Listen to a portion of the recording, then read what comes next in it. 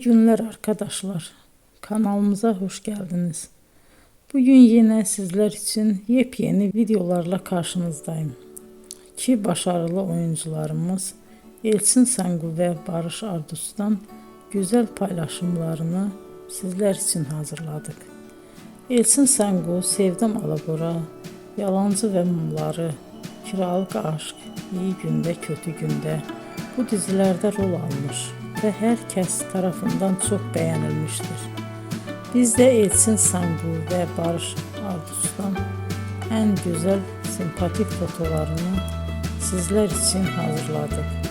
Bu karelerin devamını istiyorsanızsa emeğe saygı olarak kanalımıza abone olup yorum yazmayı unutmayın arkadaşlar.